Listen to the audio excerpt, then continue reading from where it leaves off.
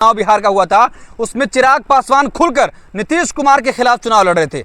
वो एनडीए का हिस्सा जरूर थे, लेकिन वो खुलकर ये कह रहे थे कि बिहार में विकास नहीं हुआ है। सुशासन बाबू तो बैठे हैं, लेकिन विकास नाम की चीज आपको कहीं। और भारतीय जनता पार्टी नीतीश कुमार को साइड करने के लिए एक ऐसे नेता को तैयार कर रही है ताकि जो वहां की राजनीति है, जो दलित वोट बैंक है, जो भूमियार है, जो इसी तरीके से कुशवाहा समाज के लोग हैं, वो चिराग पासवान के पाले में आ सकें। क्या चुनाव से बिल्कुल उनका जो वोट बैंक है, उस वोट बैंक को बचाए रखने की वो राजनीति कर रहे हैं। उनको भी समझ में आ गया है कि नीतीश कुमार का पूरी तरीके से वर्चस्व बिहार से खत्म होने वाला है। क्योंकि अगर आप देखेंगे महाराष्ट्र में जिस तरीके से वहां पर किया गया कि मुख्यमंत्री कोई और था, किसी और के नाम पर चुनाव लड़ा गया, लेकिन जब जनता का जनादेश आ गया तो किसी और को मुख्यमंत्री बना दिया गया। देवेंद्र फडणवीस को मुख्यमंत्री बनाया गया और एकनाथ शिंदे को साइड कर दिया गया। तो ठीक उसी तरीके से बिहार में होने वाला है। और बिहार में तो यहां तक कहा जा रहा है कि नीतीश कुमार को पूरी तरीके से साइड ही कर दिया जाएगा, क्योंकि बाद में सामान्य सीट से लड़ूंगा, आरक्षित सीट से नहीं लड़ूंगा। इसको लेकर कितना प्रभाव पड़ेगा बीजेपी और एनडीए पर? देखिए, इसको समझने के लिए आपको पिछला चुनाव में जाना पड़ेगा। जिस तरीके से इससे पहले वाला जो चुनाव बिहार का हुआ था, उसमें चिराग पासवान खुलकर नीतीश कुमार के खिलाफ चुनाव लड़ रहे थे। वो एनडीए का हिस्सा जरूर थे, लेकिन वो खुलकर ये कह रहे थे कि बिहार में विकास नहीं हुआ है। सुशासन बाबू तो बैठे हैं, लेकिन विकास नाम की चीज आपको कहीं दिखाई नहीं देगी। इस बार भी वो केंद्रीय मंत्री हैं, लेकिन कह रहे हैं कि चुनाव मैं लड़ूंगा, यानी कह रहे हैं कि मैं जाकर बिहार की राजनीति करना चाहता हूं। तो ये नीतीश कुमार के लिए कहीं ना कहीं खतरे की घंटी है। और भारतीय जनता पार्टी नीतीश कुमार को साइड करने के लिए एक ऐसे नेता को तैयार कर रही है ताकि जो वहां की राजनीति है, जो दलित वोट बैंक है, जो भूमियार है, जो इसी तरीके से कुशवाहा समाज के लोग हैं, वो चिराग पासवान के पाले में आ सकें। क्या चुनाव से पहले एनडीए छोड़ देंगे चिराग पासवान?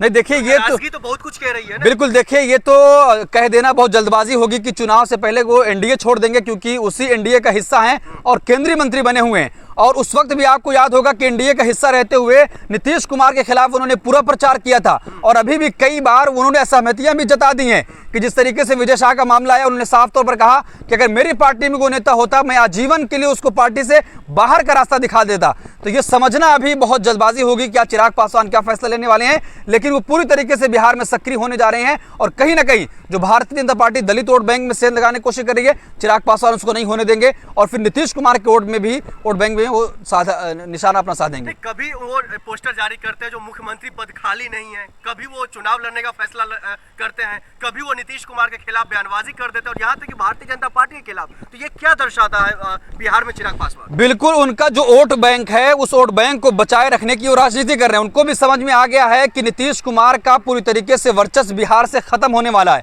क्योंकि अगर आप देखेंगे महाराष्ट्र में जिस तरीके से वहां पर किया गया कि मुख्यमंत्री कोई और था, किसी और के नाम पर चुनाव लड़ा गया, लेकिन जब जनता का जनादेश आ गया तो किसी और को मुख्यमंत्री बना दिया गया। देवेंद्र फडणवीस को मुख्यमंत्री बनाया गया और एकनाथ शिंदे को साइड कर दिया गया। तो ठीक उसी तरीके से बिहार में होने वाला है। और बिहार में तो यहां तक कहा जा रहा है कि नीतीश कुमार को पूरी तरीके से साइड ही कर दिया जाएगा, क्योंकि बाद में कहा जाएगा कि मानसिक संतुलन इनका ठीक नहीं है, ये सरकार चलाने के लायक नहीं है, इसलिए इनको साइड में किया जाता है। और भारतीय जनता पार्टी अगर वहां का कुछ ऐसा जनादेश आता है तो अपना मुख्यमंत्री बनाने के लिए तैयारी करेगी। तो इसीलिए चिराग पासवान ऐसी तमाम चीजें कर रहे हैं कि भारतीय जनता पार्टी कहीं ये वाली चाल न चल पाए। लेकिन जेडीयू की तरफ से लगातार कहा जा रहा है जो मुख्यमंत्री अगर बिहार का कोई बनेगा तो वो नीतीश कुमार बनेगा एनडीए के नेतृत्व में।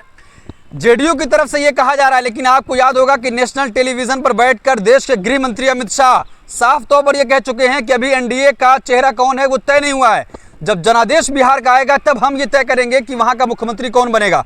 यानी होगा कि नेशनल टेलीविजन पर बैठकर देश के गृह मंत्री अमित शाह साफ तौर पर यह कह चुके हैं कि अभी एनडीए का चेहरा कौन है वो तय नहीं हुआ है।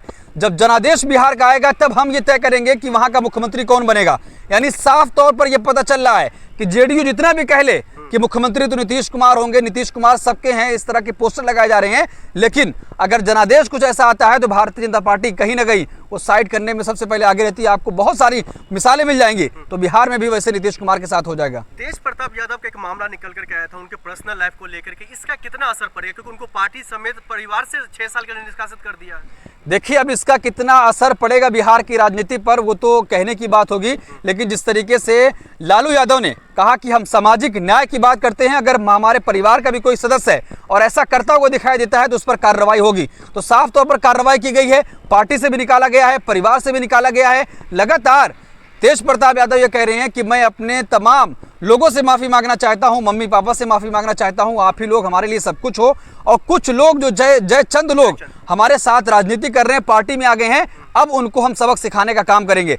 तो तेजस्वी यादव पहले दिन से खड़े हैं कि ऐसे कोई भी चीज़ें बर्दाश्त नहीं की जाएगी। और तेज प्रताप यादव भी कह रहे हैं कि हमारे साथ खेल किया गया है। तो कहीं ना कहीं साजिश की गई है कि भारतीय जनता पार्टी का वहाँ पर वर्चस्व बनाया जाए। और जिस तरीके से आरजेडी की तरफ बिहार की जनता देख रही थी कि जो बिहार में इतने सालों से लगातार अपराध बढ़ता जा रहा है, कि वहाँ पर स्वास्थ्य की सारी चीज़ें फेल हो चुकी हैं, कि कोई हॉस्पिटल में जाता है एडमिट होने, वहाँ पर उसका चूहा ही पैर कतर कर देता है, हाथ ही काट ले जाता है, किसी को ऑक्सीजन नहीं मिलता, तमाम तरह की चीज़ें हो रही हैं। जी, आखिर में एक सवाल है, जो जिस तरीके से लगातार तेज प्रताप यादव को लेकर के जो सवाल खड़ा हो रहा था, उसको एक तरफ और दूसरी तरफ लालू प्रसाद यादव का, इसका असर बीजेपी की तरफ से कहा जा रहा है जो ये सिर्फ चुनावी ढकोसला है, चुनाव को देखते हुए फैसला लिया है लालू प्रसाद ने। नहीं, देखिए कि किसी की पर्सनल लाइफ भी बहुत सारी चीज़ें हो सकती हैं, लेकिन भारतीय जनता पार्टी जिस तरीके से ओछी राजनीति कर रही है, अगर भारतीय जनता पार्टी ये कह रही है तो उसके पार्टी में कितने ऐसे नेता हैं जो लगातार बलात्कारी हैं, उनके ऊपर आरोप है लेकिन उसके ऊपर कार्रवाई नहीं होती है। यहाँ तक कि ऐसे नेता भी हैं जो सेना का अपमान करते हैं, कर्नल सोफिया कुरैशी का अपमान करते हैं, सेना को कह देते हैं कि मोदी के चरणों में है, लेकिन उसके ऊपर कोई कार्रवाई नहीं होती है। तो भारतीय जनता पार्टी ऐसी चीज़ों पर ज्ञान न दे तो सबसे ज़्यादा ही सही होगा। बहुत शुक्रिया, धन्यवाद।